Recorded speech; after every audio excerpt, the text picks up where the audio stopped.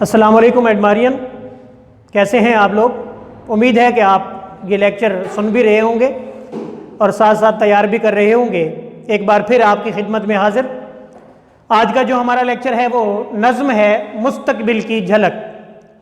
اس نظم کے لکھنے والے مولانا ظفر علی خان ہیں۔ 1873 ان کی پیدائش اور 1956 ان کی وفات ہے۔ مولانا ظفر علی خان بیک وقت شاعر، صحافی، سیاستدان اور بلاغ کے مقرر تھے۔ نظم کا پس منظر کچھ اس طرح سے ہے کہ جنگ عظیم اول کے بعد مسلمانوں پر زمین تنگ کر دی گئی۔ سلطنت عثمانیہ جو کبھی 3 بر اعظموں پر مشتمل تھی، یعنی ایشیا، یورپ، افریقہ، صرف ترکی تک محدود ہو گئی۔ بیت المقدس پر یہودیوں نے قبضہ کر لیا۔ بر صغیر پاک و ہند پر برطانیہ نے قبضہ کر لیا۔ اسپین اور پرتگال پر عیسائیوں کا قبضہ تھا۔ طرابلس یعنی لیبیا پر اٹلی کا قبضہ ہو چکا تھا۔ مسلمانوں پر ہر طرف سے رات طاری ہو گئی تھی۔ یہ نظم ایک پیشین گوئی ہے کہ زوال کا یہ دور ختم ہونے والا ہے، دنیا کا نقشہ تبدیل ہونے والا ہے، مسلمانوں کی قربانیاں رنگ لائیں گی اور بر صغیر پاک و ہند کے لوگ آزادی حاصل کر کے دم لیں گے۔ اس نظم کا جو پہلا شعر ہے وہ کچھ اس طرح سے ہے: کوئی دن جاتا ہے پیدا ہوگی ایک دنیا نئی، خون مسلم صرف تعمیر جہاں ہو جائے گا۔ شاعر کہتا ہے کہ مسلمانوں کی قربانیاں رنگ لائیں گی، دنیا کا نقشہ تبدیل ہوگا، غریب اور کمزور اقوام اپنا حق چھین لیں گے، ایشیا آزاد ہو جائے گا۔ بقول شاعر کے شب گریزاں ہوگی آخر جلوائے خورشید سے، یہ چمن معمور ہوگا نغمہ توحید سے۔ نظم کا دوسرا شعر کچھ اس طرح سے ہے: بجلیاں غیرت کی تڑپیں گی فضائے قدس میں، حق عیاں ہو جائے گا باطل نہاں ہو جائے گا۔ اس شعر میں شاعر کہنا یہ چاہتا ہے کہ پاک سر زمین میں مسلمان جرت اور بہادری کا مظاہرہ کریں گے، اسی طرح حق اور باطل میں فرق نمایاں ہو جائے گا۔ غیرت اور خودداری مسلمانوں کی اعلیٰ خوبیاں رہی ہیں۔ ناہید کی فریاد پر محمد بن قاسم نے سندھ فتح کیا، دشمن کی بیٹی فلورا کی فریاد پر طارق بن زیاد نے اسپین فتح کیا۔ شاعر کو یہ امید ہے کہ مسلمان کفر کی طاقت سے ٹکرائیں گے اور قرآن کے فرمان کے مطابق جاء الحق وزہق الباطل کے مصداق کفر کو بھاگنے پر مجبور کر دیا جائے گا اور حق کا نور پھیل کر رہے گا۔ بقول شاعر کے اسلام کی فطرت میں قدرت نے لچک دی ہے، اتنا ہی یہ ابھرے گا جتنا کہ دبا دیں گے۔ نظم کا تیسرا شعر کچھ اس طرح سے ہے: ان قواقب کے عوض ہوں گے نئے انجم طلوع، ان دنوں رخشندہ تر یہ آسماں ہو جائے گا۔ شاعر کہتا ہے کہ جو مرد مجاہد آج قربانیاں دے رہے ہیں ان کی جگہ نئے مجاہد آ جائیں گے اور تحریک آزادی کو جاری و ساری رکھیں گے۔ آج جو مجاہدین قربانیاں دے رہے ہیں ان میں سراج الدولہ، ٹیپو سلطان، سید احمد بریلوی، شاہ اسماعیل شہید، آج یہ لوگ قربانیاں دے رہے ہیں، کل ان کی جگہ اور آ جائیں گے۔ حدیث ہے جہاد قیامت تک جاری رہے گا۔ بقول شاعر کے اگر عثمانیوں پہ کوہ غم ٹوٹا تو کیا غم ہے، کہ خون 100,000 انجم سے ہوتی ہے سحر پیدا۔ نیکسٹ شعر ہے: پھر نئے محمود ہوں گے حامی دین متین، بچہ بچہ غیرت علب ارسلاں ہو جائے گا۔ اس شعر میں شاعر نے تلمیحات بیان کی ہیں۔ پہلے نمبر پہ محمود کا لفظ آیا ہے، یہاں پر محمود سے مراد کیا ہے؟ سلطان محمود غزنوی نے ہندوستان پر 17 حملے کیے، آخری حملے میں سومنات فتح کیا۔ سومنات کی فتح کے وقت بت کو توڑنے لگا تو زر و جواہر اور بے شمار دولت کی پیشکش کی گئی، لیکن محمود نے کہا میں بت فروش نہیں ہوں، قوم اپنی جو زر و مال جہاں پر مرتی بت فروشی کے عوض بت شکنی کیوں کرتی؟ قوم اپنی جو زرو مالے جہاں پر مرتی، بت فروشی کے عوض بت شکنی کیوں کرتی؟ دوسرے نمبر پہ جو تلمیح ہے وہ الپ ارسلان ہے۔ الپ ارسلان نے 20 سال تک بیت المقدس میں عیسائیوں کے لشکر جرار کو اشیائے کوچک میں قدم نہیں رکھنے دیا۔ اس کی وفات کے بعد صلیبیوں نے دوبارہ بیت المقدس پر قبضہ کر لیا۔ بقول شاعر کے جہاں میں اہل ایمان صورت خورشید جیتے ہیں، ادھر ڈوبے ادھر نکلے، ادھر ڈوبے ادھر نکلے۔ تیسرا شعر ہے ہمارا، نیکسٹ شعر ہے ہمارا اس نظم کا، میرے جیسے ہوں گے پیدا سینکڑوں اہل سخن، نکتہ نکتہ جن کا آزادی کی جاں ہو جائے گا۔ اس شعر میں سینکڑوں اہل سخن سے مراد شاعر کی یہ ہے کہ وہ شعراء کرام جن میں اقبال، حسرت، جوش، فیض، احمد ندیم قاسمی، حفیظ جالندری، ظفر علی خان، یعنی شعراء کی ایک کھیپ میدان میں آئی اور بر صغیر کے مسلمانوں کو قائد اعظم کا ساتھ دینے پر قائل کیا۔ اچھے شعراء قوم کے مستقبل کے معمار ہوتے ہیں۔ برطانیہ کے لارڈ بائرن نے جنگ کے دوران شاعری کے ذریعے جنگ کا پانسا پلٹ دیا۔ فوج بے جگری سے لڑی اور جنگ کا پانسا پلٹ دیا۔ ڈھائی جائے گی بنا یورپ کے استعمار کی ایشیا، آپ اپنے حق کا پاسباں ہو جائے گا۔ شاعر شعر میں کہتا ہے کہ یورپی اقوام خاص کر برطانیہ نے 18ویں صدی میں ایشیا پر قبضہ کر لیا، کمزور اقوام کو غلام بنا لیا۔ اب یہ کمزور اقوام جاگ اٹھی ہے، یہ سامراجی طاقتوں کو ایشیا سے نکال باہر کریں گی، اور ہم دیکھتے ہیں کہ شاعر کی پیشین گوئی سچ ثابت ہوئی۔ انگریزوں کے راستے کی رکاوٹ سراج الدولہ اور ٹیپو سلطان بنے، مگر وہ شہید ہو گئے، لیکن آنے والی نسلوں کو آزادی کا رستہ دکھا گئے۔ انہی کے نقش قدم پر چل کر بر صغیر کے لوگ اب اٹھ کھڑے ہوئے ہیں اور انگریزوں کو یہاں سے جانا ہوگا۔ نظم کے آخری 3-4 شعروں کا لب لباب یہ ہے کہ نغمہ آزادی کا گونجے گا حرم اور دیر میں، وہ جو دارالحرب ہے دارالامان ہو جائے گا۔ ہم کو سودا ہے غلامی کا کہ آزادی کی دھن چند ہی دن میں ہمارا امتحان ہو جائے گا۔ اس بشارت کو نہ سمجھو ایک دل خوشکن قیاس، جس کو سن کر ہر مسلمان شادماں ہو جائے گا۔ آخری اشعار میں شاعر کے مطابق ایک پیشین گوئی پر یہ اشعار مشتمل ہیں، جس میں ظفر علی خان بتا رہے ہیں کہ میں جو بشارت دے رہا ہوں یہ محض قیاس یا خوش فہمی نہیں ہے، بلکہ حقیقت میں ایسا ہو کر رہے گا۔ شاعر صاحب سیرت ہونے کے ساتھ ساتھ صاحب بصیرت بھی ہے۔ اسے نظر آ رہا ہے کہ استعماری طاقتوں کا سورج ڈوبنے والا ہے۔ ہندو چاہتے تھے کہ انگریز کے بعد سارا اقتدار انہی کو ملے اگر اسلام کے جیالے ڈٹ گئے۔ ہندو، انگریز اور سکھ گٹھ جوڑ ناکام ہو گیا اور بالآخر انگریزوں کو ملک کی تقسیم پر مجبور ہونا پڑا۔ اسی لیے ظفر علی خان نے بجا طور پر کہا تھا، دنیا میں ٹھکانے دو ہی تو ہیں آزاد منش انسانوں کے، یا تختہ جنگ آزادی کی یا تخت مکان آزادی کا۔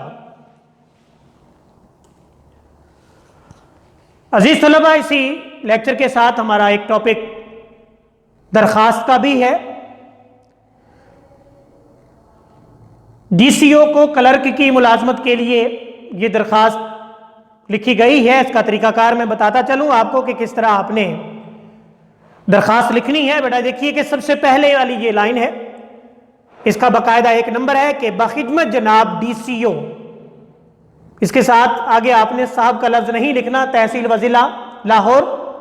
اس لائن کے لکھنے کا آپ کو ایک نمبر ملے گا۔ بخدمت جناب، جب جناب کا لفظ آپ لکھیں گے تو ساتھ آپ نے صاحب کا لفظ نہیں لکھنا۔ اگر آپ صاحب بھی لکھ دیں گے جناب کے ساتھ تو نمبر آپ کا کٹ جائے گا۔ اس لائن کے لکھنے کا آپ کو ایک نمبر ملے گا۔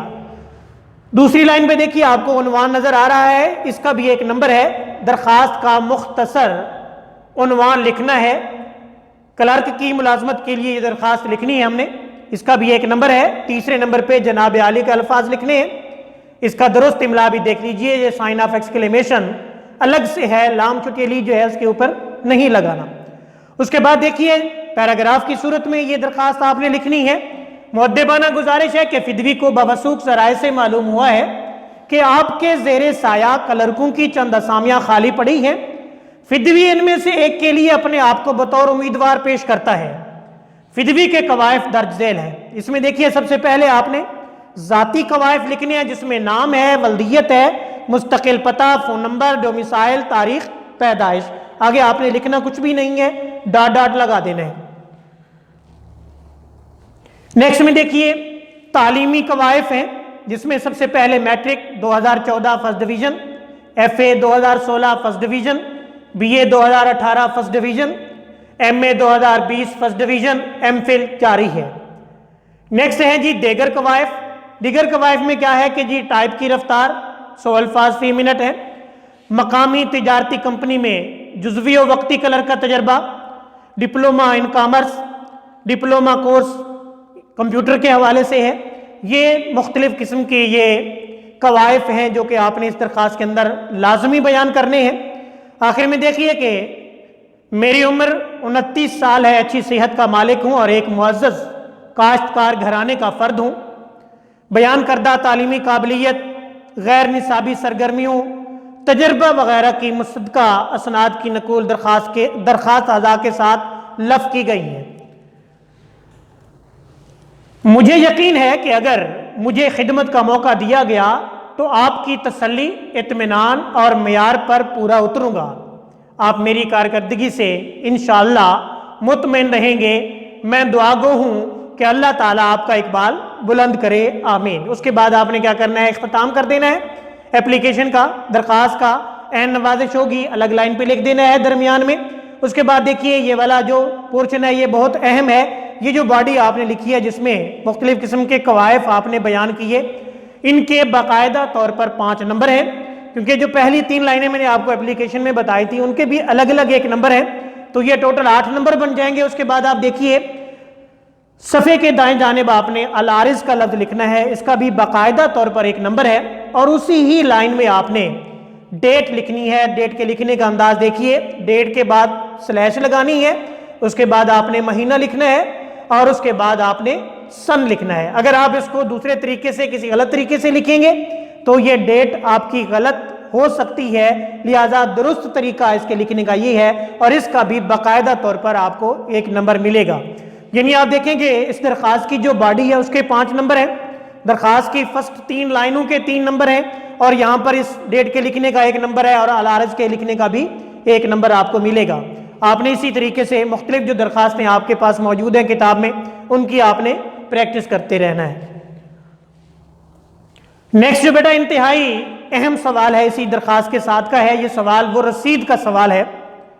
رسید فارسی زبان کا لفظ ہے جس کے لغوی معنی کسی آدمی، چیز یا خبر کا پہنچنا کے ہے، مگر اصطلاحی طور پر کسی چیز یا رقم وغیرہ کی تحریری دستاویز کو رسید کہا جاتا ہے۔ لین دین ہر معاشرے کی ایک ناگزیر ضرورت ہے، اور اگر اس لین دین کی بابت کوئی تحریر موجود نہ ہو تو اس سے اس بات کا امکان رہتا ہے کہ چیز یا رقم کا لینے والا جان بوجھ کر یا سہمن اس کی وصولی سے مکر جائے۔ اسی طرح معاشرتی تعلقات میں بگاڑ کا اندیشہ رہتا ہے، مگر رسید کی صورت میں تحریری دستاویز کی موجودگی میں کوئی کسی سے دوبارہ کسی چیز یا رقم وغیرہ کی واپسی کا دعویٰ نہیں کر سکتا۔ اسی لیے قرآن حکیم کا ارشاد ہے کہ لین دین کرتے وقت اسے لکھ لیا جائے تاکہ لیتا بھولے نہ دیتا۔ اسی طرح باہمی لین دین، خرید و فروخت وغیرہ کے جملہ معاملات کو رسید کی صورت میں ضبط تحریر میں لے آنا ایک شرعی حکم کی تعمیل ہونے کے علاوہ معاشرتی طور پر مفید بھی ہے اور ضروری بھی۔ عزیز طلباء، یاد رہے رسید لکھنے کے لیے کچھ ہدایات دی گئی ہیں جو کہ آپ نے مختلف مقامات پر یا مختلف رسیدوں کے اندر یہ چیزیں کس طرح لکھنی ہیں۔ رقم لکھیں گے تو کس طرح لکھیں گے؟ مبلغ 438 روپے یعنی رقم کے لکھنے کا طریقہ ہے۔ نمبر 2 پہ دیکھیے موازی 75 پیسے لکھا ہوا ہے۔ اگر آپ نے زمین کے بارے میں کچھ لکھنا ہے، رقبے کے بارے میں لکھنا ہے، 8 مرلے یا موازی 4 کنال یا موازی 2 بیگھے لکھیں گے۔ اب کچھ جانور ایسے ہیں جن کی اگر رسید لکھنی ہے ہمیں تو ان کے ناموں کے ساتھ کچھ مخصوص الفاظ لگانے پڑتے ہیں، جس میں دیکھیے بھینس کی اگر آپ نے رسید لکھنی ہے، بیل کی یا گائے کی، تو ان کے نام کے ساتھ لفظ راس لکھنا ضروری ہے۔ قصاب حضرات گنتی کے لیے یہ لفظ استعمال کرتے تھے، اس لیے ان بڑے جانوروں کے ساتھ راس کا لفظ استعمال کیا گیا۔ نیکسٹ دیکھیے گھوڑا ہے یا گدھا ہے تو ان کے نام کے ساتھ لگام، آپ نے دیکھا ہوگا کہ منہ میں لگام ڈالی جاتی ہے ان کو قابو کرنے کے لیے۔ نیکسٹ ہے جی بکری، بھیڑ یا مینڈھا، ان کے نام کے ساتھ شاخ کا لفظ استعمال کرنا ہے۔ شاخ سے مراد کیا ہے؟ جس طرح ان کے اگر سینگ ہوتے ہیں مختلف قسم کے، شاخوں کی طرح گھنگریالے سے بنے ہوئے ہوتے ہیں، اس وجہ سے ان کے نام کے ساتھ شاخ کا لفظ استعمال کیا جاتا ہے۔ آخر میں دیکھیے ایک نکیل اونٹ یا اونٹنی، یعنی اونٹ یا اونٹنی کی اگر رسید لکھنی ہے آپ نے تو ان کے نام کے ساتھ آپ کو نکیل کا لفظ استعمال کرنا پڑے گا۔ اب دیکھیے عزیز طلبہ، رسید کے لکھنے کا طریقہ کار ہے۔ سب سے پہلی لائن جو ہے آپ نے اس میں مارکر کے ساتھ اس کو ہائی لائٹ بھی کر دینا ہے، سینٹر میں لکھنا ہے باعث تحریر انکے۔ مطلب کیا ہے اس کے لکھنے کا؟ کہ اس تحریر کے لکھنے کا مطلب یہ ہے کہ،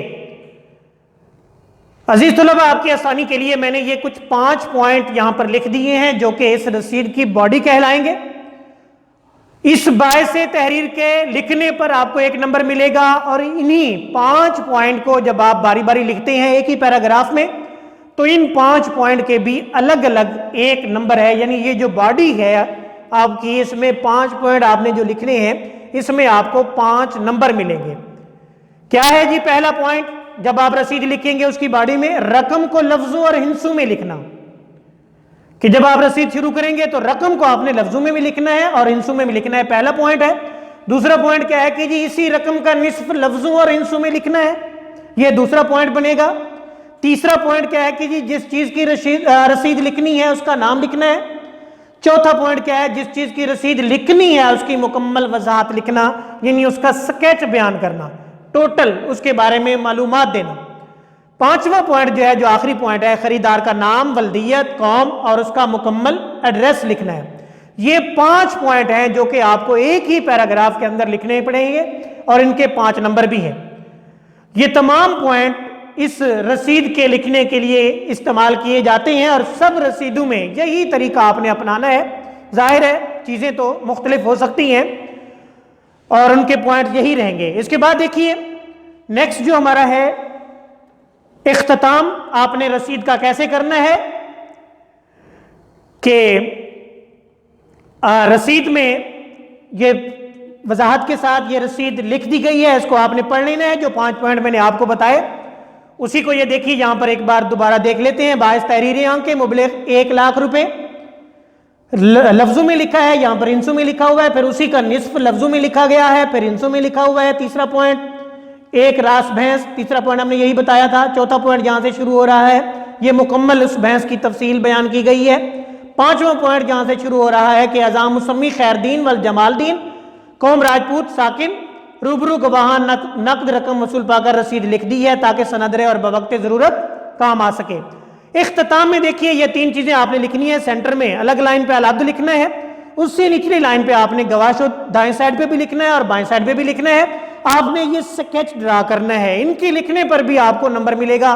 1 نمبر العبد کا ہے، 1 نمبر گواہ شد کا اور 1 نمبر ادھر بھی گواہ شد کا۔ اس میں کیا کیا چیزیں آپ نے مینشن کرنی ہے ڈاٹڈ فارم میں لکھ دیجئے۔ نام ہے، ولدیت ہے، پتہ ہے، شناختی کارڈ نمبر ہے، دستخط ہے۔ اسی طریقے سے یہ گواہ شد ادھر بھی ایسے ہی آپ نے بنانا ہے اس کو۔ لیکن جو العبد ہے اس میں ایک چیز ایڈ کرنی ہے، آپ نے ڈیٹ لکھنی ہے آخر میں، اور یہ کوشش کرنی ہے کہ آخری لائن جو ہے وہ سب کی برابر ہی ختم ہونی چاہیے۔ العبد ہم نے 1 لائن اوپر لکھی تھی، اس لیے جہاں پر آپ کی ڈیٹ آئے گی، ڈیٹ کے لکھنے کا بھی باقاعدہ 1 نمبر ہے۔ تو یہ اس طریقے سے آپ کی ایک مکمل رسید کا لکھنے کا طریقہ کار ہے۔ عزیز طلبہ، اسی کے ساتھ ہی ہمارا آج کا یہ لیکچر اختتام پذیر ہے۔ خدا حافظ۔